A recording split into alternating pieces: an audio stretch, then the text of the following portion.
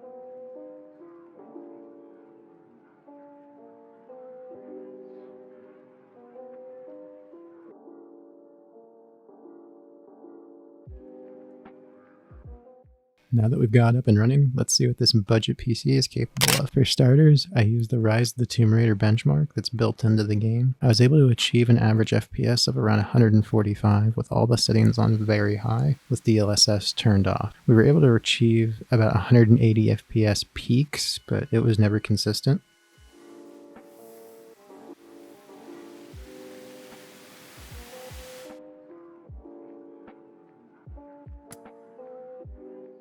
For Fortnite, which is still a pretty popular esports title nowadays, we're still able to achieve an average of about 200 FPS on performance mode. Couldn't really get it any higher than that.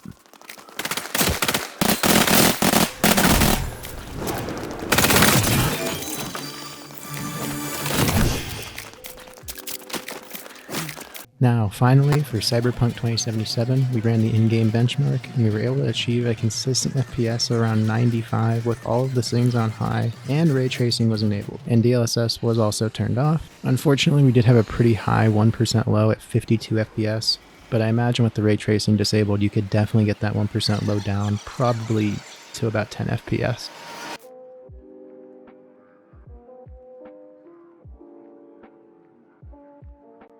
Now, with the build finished, I'm going to be putting the final breakdown for all the parts on screen. Our final build price was $566.10, and I was able to sell it pretty quickly for about $720. I made a nice profit of $155.65 on this PC. Now, for our next episode, I've had some parts that just have been lying around since Black Friday that I got on a good sale. We're going to be using the 7600X and this B650M, and we're going to be making a beast of a high-end gaming PC.